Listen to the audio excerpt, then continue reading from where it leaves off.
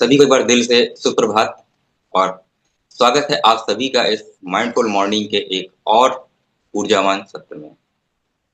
साथियों, आज का जो हमारा विषय है वो है फास्टिंग और माइंडफुल ईटिंग। तो साथियों, ये एक ऐसा विषय है जो न केवल हमारे शरीर की बल्कि हमारे मन और आत्मा को भी शुद्ध और संतुलित करता है। और इस विषय को आज हम लोग के बीच में जो साझा करेंगे, जो हमारे आज के वक्ता हैं, वो हैं श्री शशांक मिश्र जी, जो कि अहमदाबाद में एक कॉर्पोरेट सेक्टर में कार्यरत हैं। साथ ही एक उत्साही और हेल्थ एंथुजियास्ट हैं, जो कि स्वास्थ्य और जीवन शैली के बीच एक संतुलन बनाने के वास्तविक उदाहरण को उन्होंने हम लोगों के बीच प्रस्तुत किया है। साथ ही उनके बारे में और कहें तो शशांक जी और उनकी पत्नी श्रीमती प्रेरणा जी दोनों ही हमारे माइंडफुल मॉर्निंग ग्रुप के एक सक्रिय सदस्य हैं, जो अपने ज्ञान, अनुशासन और एक सकारात्मक ऊर्जा से सभी को प्रेरित करते हैं। शशांक जी आज हम लोग को बताएंगे कि फास्ट यानी कि उपवास के पीछे जो वैज्ञानिक और आध्यात्मिक समझ है, इसको हम लोग के बीच बताएंगे। और माइंडफुल ईटिंग यानी कि सजग होकर भोजन करने की कला, इसके बारे में बताएंगे। और कैसे ये दोनों अभ्यास हमारे गट हेल्थ, एनर्जी लेवल्स और मेंटल क्लैरिटी को गहराई से प्रभावित करते हैं।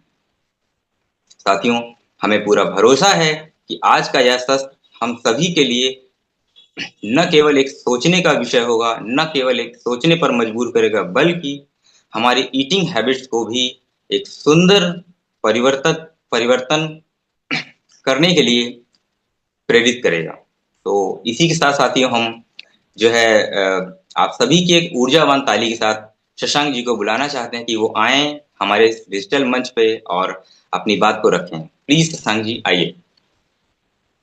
थैंक यू ब्रिजमोहन जी, बहुत बहुत धन्यवाद इतने प्यारे शब्दों के लिए, इतनी बढ़िया होस्टिंग के लिए। आप सभी को अगेन माइंडफुल मॉर्निंग और मेरा प्रणाम।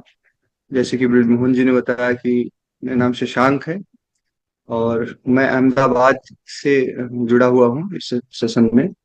आज का जो मेरा विषय है, मैं इंटरमिटेंट फास्टिंग जो होता है, फास्टिंग पे मैं बात नहीं करूंगा, फास्टिंग एक अलग विषय हो गया। मैं इंटरमिटेंट फास्टिंग और माइंडफुल ईटिंग, उसकी जो पावर है, उसके जो बेनिफिट्स हैं, उस पे उसका क्या साइंस है, उस पे मैं एक बार बात करने का प्रयास करूंगा और मैं पूरी उम्मीद करूंगा कि ये आपको हेल्प करेगा। तो दोस्तों, सबसे पहले तो अगर हम बात करें तो हमें हमारे बारे में पहले समझना चाहिए कि यदि हम हमारी बॉडी को समझें, और मैं आप लोगों से ये क्वेश्चन भी, मेरा प्रश्न भी होगा यहाँ पे कि आखिरी बार आपने अपने शरीर से कब बात की, अपने शरीर के सिग्नल को कब समझा। इसमें निश्चित बहुत सारे लोग हैं जो 21 दिन के गट सेट प्रोग्राम में जर्नी में थे, तो उस दौरान उनको निश्चित महसूस हुआ होगा कि हमारे बॉडी में सिग्नल्स क्या आ रहे हैं, बॉडी हमारे क्या संकेत दे रही है, क्या बोलने का प्रयास कर रही है। बल्कि इस चीज को पहले मैं खुद इस चीज के लिए जागरूक नहीं था। इस कम्युनिटी के माध्यम से, इस एसोसिएशन के माध्यम से, और एक से एक टॉक जो लाजवाब टॉक थी, उसके माध्यम से मैं इस चीज को समझ पाया कि हमारा बॉडी भी हमें संकेत देती है, हमारा शरीर भी हमें सुबह शाम हमसे बात करता है। हमें बस उसको सजगता से समझने की जरूरत है। तो हम इस पे ध्यान दें कि हमारा बॉडी हमें क्या संकेत दे रहा है, अभी क्या फीलिंग आ रही है। अगर उसको लेके चले तो बॉडी का एक अलग आयाम बन सकता है और हम बॉडी के हिसाब से उसको सपोर्ट कर सकते हैं। ये मैं अगर क्विक अगर मेरे बारे में स्टार्ट करूं तो 21 दिन के गट सेट प्रोग्राम में मैं अगर आखिरी बार जो मैंने मतलब कि भोजन एक्सेप्शन एक दिन ऐसा था कि बाहर अगर कुछ भी किया है और गलत तरीके से किया है तो वो 29 अगस्त था, मुझे याद है। उसके बाद से ये जर्नी मेरी अभी तक लगातार चल रही है कि मैंने आ, मतलब अपने बॉडी को समझा और क्या भोजन की जरूरत है, किस समय जरूरत है। पीसी सर का वो एक बहुत बड़ा जो उनका एक स्टेटमेंट था कि भोजन क्या खाएं, कब खाएं, कैसे खाएं। तो मैं कब खाने के बारे में आज बात करना चाहूंगा कि भोजन कब खाएं। तो दोस्तों, इंटरमिटेंट फास्टिंग पहले की फास्टिंग शब्द है, तो यहाँ पे यदि आप पहली बार सुनेंगे तो आपको लगेगा कि फास्टिंग मतलब उपवास की बात कर रहे हैं, जबकि मैं उपवास की बात बिल्कुल भी नहीं करने वाला हूँ। मैं इंटरमिटेंट फास्टिंग एक ऐसा वर्ड टेक्नोलॉजी दिया गया है जो पश्चिमी देशों ने बाद में लाया, हमारे आर्ष ग्रंथों ने बहुत पहले से स्टार्ट किया था। उसका मतलब है कि हम एक निश्चित समय के दौरान भोजन करेंगे और उसके बाद एक निश्चित समय के दौरान भोजन नहीं करेंगे। फॉर एग्जाम्पल, कि एक सामान्य व्यक्ति, अगर आप अपने विषय में कब खाते हैं कब नहीं खाते हैं, ये अगर आप अवेयर नहीं है तो आप जरा बैठिएगा, सोचिएगा कि आप आखिरी भोजन कितने बजे खाते हैं। हो सकता है 8 बजे हो रात के, 9 बजे हो, 10 बजे हो सकता है, 11 बजे हो सकता है, कुछ भी समय हो सकता है। और अगले दिन की शुरुआत का पहला भोजन कब करते हैं। हो सकता है सुबह 7 बजे हो, 8 बजे हो, 9 बजे हो, कुछ लोग 12 बजे करते हो। तो आखिरी भोजन और पहले भोजन के बीच का वो जो समय है जिसमें आप सोते हैं, जिसमें आप कुछ भी भोजन नहीं करते हैं, वो जो एक विंडो है उसको हम इंटरमिटेंट फास्टिंग बोलते हैं। तो इंटरमिटेंट फास्टिंग आप देखेंगे 6 से 8 घंटे तो आप कर ही रहे होंगे, क्योंकि आप 6 से 8 घंटे की नींद लेते होंगे। उस समय भोजन तो निश्चित, सोते समय कौन भोजन नहीं कर सकता, कोई भी। तो वो आपका इंटरमिटेंट फास्टिंग हो गया। अब उसको थोड़ा सा अगर हम सजगता से देखें और उस पर थोड़ा सा काम करें, उसको और बेटर करके उसके बहुत ही मैजिकल हम लोग चमत्कारिक उसके परिणाम हासिल कर सकते हैं। जैसे कि हम अगर 7 8 घंटे का विंडो है, 8 घंटे भोजन नहीं करते हैं और दिन के 16 घंटे भोजन करते हैं, ऐसा मान लीजिए। तो आप 8 घंटे से उसको सजग होंगे तो 1 घंटे सुबह बात करना शुरू करेंगे, या फिर शाम को 1 घंटे पहले ही खत्म कर देंगे। अब आपके पास 2 घंटे और एक्स्ट्रा हो गया। 8 घंटे का विंडो अब 10 घंटे में बदल गया। 10 घंटे का ऐसे प्रयास करके 12 घंटे बदल सकते हैं। और जो आइडियल इंटरमीडिएट माना गया है, वो माना गया है कि अगर आइडियल और उसके पूरे परिणाम आपको आप लेना चाहते हैं तो वो 16 घंटे का इंटरमीडिएट फास्टिंग। 16 घंटे मैं निश्चित तौर से बता सकता हूं कि डे वन से आना बहुत कठिन है, यदि आप पहले आपने फॉलो नहीं किया है तो। ये भी हो सकता है कि आपको पता ना हो, आप 13 14 घंटे ऑलरेडी कर रहे हैं, मतलब ये भी, इसकी भी संभावना पूरी है। क्योंकि बहुत सारे लोग 12 घंटे भोजन नहीं करते हैं, बट उस पे भले वो विचार ना करें। तो हम इसको धीरे धीरे इस विंडो को करके हम बढ़ा सकते हैं। जैसे कि उसको बढ़ाने के लिए सबसे अच्छी जो टेक्निक है कि हम लोग सूर्य को फॉलो कर सकते हैं, सर्कैडियन रिदम। जैसे हमारी घर में अगर जानवर है, गाय है, गाय को आप भोर होते ही चारा खिलाइए, वो खा लेगी, लेकिन रात में सांझ ढलते ही, अंधेरा होते ही चारा दीजिए, नहीं खाएगी। दैट मीन कि वो जो हमारे सूरज से कनेक्टेड उसके अंदर चीजें बिगड़ी नहीं है, वो उसी चीज को फॉलो कर रही है। बिल्कुल ऐसे ही हम लोग भी अगर इस चीज को फॉलो करें कि सुबह होते ही अपना विंडो सेट कर दें, जैसे हमारे 21 दिन के दौरान हमें गाइड किया गया था इसी सर के द्वारा कि 21 सुबह 7 बजे के बाद आप कुछ भी खा सकते हैं और शाम 7 बजे के बाद आप एकदम बंद कर देंगे। आप सिर्फ पानी पी सकते हैं लिमिटेड मात्रा में, बहुत ज्यादा कुछ इच्छा है तो नींबू पानी पी सकते हैं। तो ये फॉलो करने से आपकी 12 घंटे की इंटरमीडिएट हो गई। अब निश्चित अगर आप देखें 7 बजे सुबह बहुत कम लोग होंगे जो नाश्ता करते होंगे, जो मे भी कोई जॉब में जाता हो, भले करे, तो उससे हम उसको ठीक कर सकते हैं। अगर हम इसके साइंस की बात करें तो जो हमारे जो आराम का टाइम होता है, जो इंटरमीडिएट फास्टिंग का, वो 12 घंटे, 14 घंटे, 16 घंटे होता है। वही एक समय होता है जो बॉडी खुद को रिपेयर करती है। इसमें मैं दो एग्जांपल देना चाहूंगा। पहला, कि मोबाइल फोन होता है कि अगर वो बहुत ज्यादा हीट करे या फिर बहुत ज्यादा उपयोग करें तो उसको चार्ज भी करना पड़ता है, रिसेट भी करना पड़ता है। दूसरा बेस्ट एग्जांपल जो मुझे समझ में आता है, पीसी सर ने अभी 21 दिन के दौरान टॉक में उन्होंने बोला था कि आप बताइए कि आप अगर फोर व्हीलर कार चला रहे हैं तो कार पूरा दिन चलाते हैं तो उसके लिए ईंधन कितना समय तक लेते हैं? क्या पूरा दिन पेट्रोल पंप पे ईंधन लेते रहते हैं? तो हमें एक सीमित समय में ईंधन बॉडी को लेना है, मतलब भोजन करवाना है, बाकी समय उसका उपयोग करना है। हमें सिर्फ ईंधन ही लेते रहेंगे तो फिर वो उपयोग कब होगी? तो ये बहुत ही इंपॉर्टेंट चीज है। अब उसमें अगर देखा जाए तो साइंस में ने इस चीज को बहुत ही ज्यादा एम्फसाइज किया है, बड़े बड़े साइंटिस्ट ने एम्फसाइज किया है कि जब आप भोजन एक सीमित समय में करते हैं और जिस समय नहीं करते उस समय बॉडी खुद को रिपेयर करती है। रिपेयर करने में एक वर्ड दिया है ऑटोफेजी। ऑटोफेजी प्रोसेस शुरू होती। ऑटोफेजी क्या है, मैं आपको एक सरल शब्दों में बताना चाहूँ कि हमारी ही सेल्स, जो डेड सेल्स होती है, वो हमारे सेल्स दूसरी जो हमारी सेल्स होती है उसको ऑटोमेटिक रिपेयर करती है। जो हमारी अनवांटेड ग्रोथ होती है सेल्स में उसको रिपेयर करती है। मतलब कि हमारी बॉडी, हमारे सेल्स को ही रिपेयर करते हैं। हमारा इम्यून हमारे सेल्स को ही रिपेयर करता है। हमारा बॉडी को जो प्राण शक्ति है हमारी बॉडी को रिपेयर करती है, हर एक ऑर्गन, हर एक सेल लेवल पे। तो ऑटोफेजी एक बहुत बड़ा एग्जाम्पल है। यदि आपको किसी को डीजेनरेटिव डिजीज है, किसी को ऑटो इम्यून डिजीज है, किसी को लाइफस्टाइल डिजीज आजकल जितनी भी आ रही हैं, किसी को हार्मोनल बहुत बड़ा इश्यू है, किसी को अल्जाइमर, पार्किंसन, इस लेवल पे किसी को कैंसर, इवन कैंसर में ऑटोफेजी को बहुत ज्यादा एम्फसाइज किया गया। किसी को कैंसर जैसी बीमारी, घातक बीमारी है, उसको फास्टिंग से आजकल एक बहुत बड़ी संस्थान बहुत सारी चल रही है जो ऑटोफेजी करवा के उसको वो लोग रिवर्स कर रहे हैं, ठीक कर रहे हैं। आप समझिए कि ये फास्टिंग हमें मेडिसिन की तरह प्रिस्क्राइब किया जाना चाहिए कि आप 12 घंटे नहीं खाएंगे, 14 घंटे नहीं खाएंगे। आपकी इच्छा शक्ति, संकल्प शक्ति पे ये निर्भर करता है।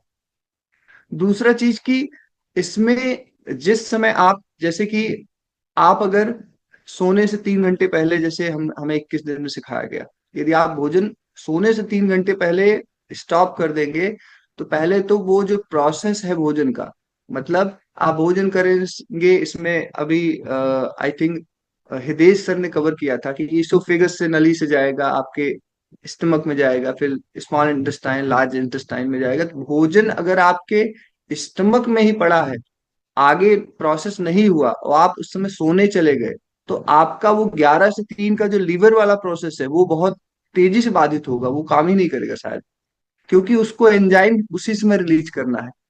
भोजन अगर हमारे पेट में पड़ा है तो पचाने वाले एंजाइम उस समय, मतलब कि हमारा पैंक्रियाज, हमारा लीवर पूरा पूरी तरह इन्वॉल्व हो जाएगा आपको भोजन पचाने में। 11, अगर आपने 11 - 3 कर दीजिए, 8 बजे के बाद भोजन किया और आप 11 से पहले सोने गए हैं, तो समझ जाइए लीवर पूरी तरह काम नहीं करेगा। वो आपको रिपेयर, रिजिनवेट नहीं करेगा, आपकी बॉडी को रिपेयर नहीं करेगा आपकी बॉडी को। ये मैंने पर्सनल महसूस किया कि मैं जिस दिन, मैं 7 बजे 29 के बाद, मैंने 1 या 2 दिन ऐसा हुआ है पिछले 1 महीना में कि मैंने 7 बजे का ब्रेक किया है, वो भी बहुत किसी विशेष सिचुएशन में, वो भी हल्का कुछ खाया है मैंने। और जिस दिन मैंने खा लिया मुझे अलग फीलिंग आई, और जब नहीं खाता हूं तो मुझे नेक्स्ट लेवल की ऊर्जा फील होती है। मतलब कि भोजन करने से ऊर्जा नहीं आती, भोजन ना करने से रात को ऊर्जा आती है। ये चीज मुझे समझ आया। तो इसको हम, अब दूसरी में चीज की अगर बात करें कि माइंडफुल ईटिंग, अगर हम इंटरमिटेंट फास्टिंग कर रहे हैं और हम माइंडफुल ईटिंग भी कर रहे हैं तो इसके चमत्कार अलग होंगे, चमत्कारिक रूप से आपको परिणाम मिलेंगे। हर निवाले के साथ, हर हर भोजन के हर एक कौर के साथ, बाइट के साथ, आपको पहले तो 20 से 25 30 बार उसको चबाना है। और चबाते हुए यहाँ तक कि अभी पीसी सर ने अपनी टॉक में उन्होंने कवर किया था कि उसके रंग को देखना है, उसकी सुगंध को देखना है। आप पहले माहौल क्रिएट करिए कि आपके अंदर से वो सर्टाइटी हार्मोन, आपके अंदर से वो सारे हार्मोन रिलीज हो जाए देखते ही। बिल्कुल वैसे ही कि आप सामने नींबू काट के रख लीजिए अपने सामने, टेस्ट मत करिए, लेकिन आपकी टंग में आपके लार बननी शुरू हो जाएगी। क्यों शुरू हो जा रही है? वो, मतलब कि वो विजुलाइज कर पा रही है, आपकी बॉडी समझ पा रही है कि वो खट्टा होगा इसलिए लार बन रही है। ऐसे ही आप जितना भोजन करते हैं सामने रख लीजिए। रखेंगे तो उससे कनेक्टेड जितने हार्मोन है पचाने वाले, जितने भी उसके उसके साथ एंजाइम है, अपने आप एंजाइम बॉडी रिलीज करना शुरू कर दे, सिक्रीट करेगी। तो वो पाचन में भी फायदा करेगा, और वो आपको मतलब आपके सल्टाइटी हार्मोन जो आपके फुलनेस को देता है, आप भोजन करने के बाद तृप्ति फील करते हैं, वो भी सिक्रीट होगा। पता लगा आप स्क्रीन देख रहे हैं या खड़े होकर कुछ खा रहे हैं, किसी से बात कर रहे हैं, उस समय ऐसा हो सकता है कि आप भोजन करते जा रहे हैं, हार्मोन ही ना आए, वो एंजाइम ही ना आए, क्योंकि उसको पता ही नहीं आप क्या क्या कर रहे हैं, जस्ट एक प्रोसेस कर रहे हैं खाने का। तो चांसेस है कि अपच हो सकता है, चांसेस है कि ओवर ईटिंग हो सकती है, क्योंकि आपको फुलनेस की फीलिंग ही नहीं आएगी, क्योंकि आपका ध्यान कहीं और है। तो आप डबल खा लेंगे, उसके बजाय ज्यादा खा लेंगे, और वो आपको नुकसान करेगा। तो हमें माइंडफुल ईटिंग पे बहुत ज्यादा ध्यान देना चाहिए, कि धीरे धीरे चबा के खाएं, उसके रंग को निहारें, उसकी सुगंध को महसूस करें, और उसको कृतज्ञता व्यक्त करें, जैसे कि हमारे माता ने बनाया है, हमारी पत्नी ने बनाया है, फिर हमारे कहाँ से वो आया उसके बारे में सोचें, और उसके बारे में कृतज्ञता जाहिर करें। तो सजग होके खाने से मैंने देखा कि मुझे भी मेरी ईटिंग हैबिट बहुत अच्छी हो गई है, और मैं मेरा खाने का पोर्शन ऑटोमेटिक कम हो गया है। मैं महसूस किया कि खाना सजग होकर खाने से आपका पोर्शन मेंटेन हो जाता है, जितनी बॉडी को जरूरत है उतना खाना आप खाएंगे। अब इसमें दूसरी चीज की, मैंने एक चीज महसूस किया कि आपका जिह्वा जो है, टंग, अगर इस पे मास्टरी, आपको टेस्ट टेस्ट पे अगर मास्टरी हो गई, कि आपको अगर इस पे आपने प्रैक्टिस कर लिया, तो आपके लाइफ का सबसे बड़ा संकल्प आपके मुंह से स्टार्ट होता है। अगर आपने सबसे, आप देखिए जो ज्यादा बोलता है, जो व्यक्ति मतलब कि ऐसा बोलता है कि अनकंट्रोल रहता है, कुछ भी कहीं भी बोल दे, आपने उसके जीवन में नोटिस करिए कि उसका खाना भी अनकंट्रोल होगा। जब आपका खाना कंट्रोल होगा तो आपका उठना बैठना चलना, आपका हर एक एटीट्यूड चेंज हो जाएगा। तो आपका सबसे बड़ा संकल्प, सबसे बड़ा कंट्रोल आपके पहले तो स्वाद से शुरू होता है, स्वाद पे कंट्रोल करना होता है। तो मैंने ये महसूस किया कि जब मेरा भोजन कंट्रोल हुआ, तो मेरी अन्य चीजें भी उसके साथ कंट्रोल होनी शुरू हो गई, मेरी संकल्प शक्ति अचानक से डबल हो गई, बढ़ गई। मैं जो अब सोचता हूँ मैं आराम से कर लेता हूँ, क्योंकि मैं भोजन पे कंट्रोल हो गया। और पहले ऐसा था कि मैं पहले अगर भोजन सोचता था कि आ, आज मैं 7 बजे के बाद नहीं खाऊंगा, 9 बजे पता नहीं कैसे वो अंदर से बैड बैक्टीरिया हावी हो गई कि मैं खा लिया, संकल्प भी टूटा, और उसके कारण अन्य चीजें भी ब्रेक हो गई।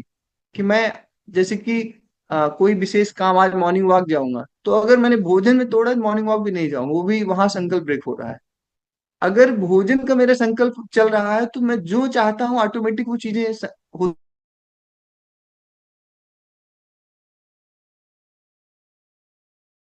तो भोजन एक ऐसी चीज है जो आपको संकल्पवान बना सकती है, अगर उस पर आप कंट्रोल पा गए तो इस पे मतलब कि लगातार वीगन डाइट पे, जैसे मैं डेयरी प्रोडक्ट मैंने छोड़ा, और मैं छोड़ ही दिया, चीनी खाना छोड़ा, छोड़ दिया, बाहर का पैकेट का फूड महीनों से नहीं खाया मैंने। तो वो सब चीजें कहाँ से शुरू हुई? इंटरमीडियंट फास्टिंग से। वो 7 बजे से, अगर 7 बजे का विंडो आप 7 का, 7:30 का, 8 का अपने हिसाब से पकड़ लीजिए, कि शाम को उसके बाद भोजन ना करिए, देखिए आपका संकल्प कितना बढ़िया होता जाएगा। 1 दिन, 2 दिन, 4 दिन शायद आपको महसूस होगा, उसके बाद ऑटोमेटिक आपको बहुत अच्छा महसूस कराएगा, फिर एक नेक्स्ट लेवल की आप में शक्ति आएगी। अब इसमें बात करें कि इसमें सबसे बड़ी चीज, जैसे मैंने बताया कि हमारा इंटर बॉडी रिपेयर होती है, ऑटोफेजी होती है, और हमारा जो ब्रेन गट कनेक्शन है, मतलब कि ब्रेन गट कनेक्शन भी हमारा स्ट्रांग होता है, क्योंकि हमारा ब्रेन जो है हमारा सीधे वेगस नर्व के माध्यम से गट से कनेक्टेड है, और हम भोजन जब सीमित करते हैं, तो हमारा गट भी उस रिपेयर के उस पार्ट में आता है, और हमारे ब्रेन को सीधा सपोर्ट करता है, मतलब आपका मूड भी सही रहेगा। दूसरी चीज, सबसे बड़ इंटरमीडिएट फास्टिंग उनके लिए बेस्ट है, यदि आप टाइप 1 टाइप 2 डायबिटीज हैं, या फिर आप प्री डायबिटिक कंडीशन में आ चुके हैं, स्टेज में आ चुके हैं। आपका जितनी बार बार भोजन करेंगे, आपका इंसुलिन आपकी बॉडी को उतनी बार सिक्रीट करना पड़ेगा, उस ग्लूकोज को तोड़ के पचाने के लिए। और आप भोजन जिस समय 8 घंटे, 9 घंटे, 10 घंटे, या फिर मे भी 16 घंटे नहीं कर रहे हैं, उस समय इंसुलिन सिक्रीशन ऑटोमेटिक बॉडी में नहीं होगा, क्योंकि आपने उतना बॉडी में कोई ग्लूकोज या फिर किसी प्रकार का भोजन नहीं डाला है। तो अगर आप डायबिटीज, प्री डायबिटिक केस में है, स्टेज में है, तो ये आपके लिए मुझे लगता है कि अमृत जैसा हो सकता है। आपकी इंसुलिन बार बार सिक्रीट जो हो रही है और उसको जितनी मात्रा में होनी चाहिए वो लिमिट हो जाएगा, और एक समय आएगा कि पैंक्रियाज का काम शुरू हो जाएगा बढ़िया से। क्योंकि आप ऐसा समझिए आ, कि आप भोजन जैसे ही करते हैं, आपको पैंक्रियाज को एक्टिव होना पड़ता है उसको पचाने के लिए।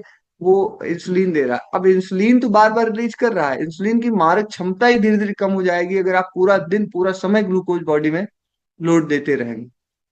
तो इंटरमीडिएट फास्टिंग में हमारा पैंक्रियाटिक वर्क बहुत बढ़िया हो जाता है, डायबिटीज वालों के लिए बहुत अच्छा है। यदि आप पूरी डायबिटिक हो चुके हैं, मेडिसिन ले रहे हैं, तब वो मेडिकल कंडीशन है। डॉक्टर से बात करिएगा कि वो आपको क्या सजेस्ट करते हैं, किस समय सजेस्ट करते हैं, क्योंकि क्या पता 16 घंटे आप इंटरमीडिएट कर ले, आपकी तबीयत बिगड़ जाए, फटीग हो जाए, आपको चक्कर आए, बेहोश हो सकते हैं। तो वो चीज आप मेडिकल कंडीशन में है तो आप ध्यान रखिएगा कि एक्सपर्ट से बात ही कर लीजिएगा। एक जनरल मैं आपको यहाँ पे संदेश देना चाहता हूँ। मैं लास्ट में बस आपको यही बोलना चाहूंगा कि आप इस सप्ताह के लिए भोजन से जुड़ी सिर्फ एक या दो चीजें आप संकल्प करिए कि वो चीजें आप करेंगे, डूज या डोंट्स में करिए। डोंट्स में करेंगे ज्यादा बढ़िया है कि डोंट्स की दो चीजें आप नहीं करेंगे। यदि आपने फिर से चाय पीनी शुरू कर दी है, ध्यान रखिए कि एक सप्ताह के लिए चीनी नहीं खाएंगे। आज मंडे है और हम लोग मंडे से संडे का एक फिर से विंडो लेते हैं। सब कुछ करते रहिए, 7 दिन तक चीनी छोड़ के देखिए फिर से। 7 दिन तक शाम का एक विंडो सेट कर लीजिए, दो चीज करिए, 7 दिन चीनी मत खाइए, और 7 दिन एक शाम का विंडो सेट कर लीजिए। वो 7 बजे हो सकता है, 8 बजे हो सकता है, बट 8 के बाद ना हो, ध्यान रखिए। 6 बजे हो और बढ़िया है, क्योंकि सूरज जल्दी ढलने लगा है इस समय।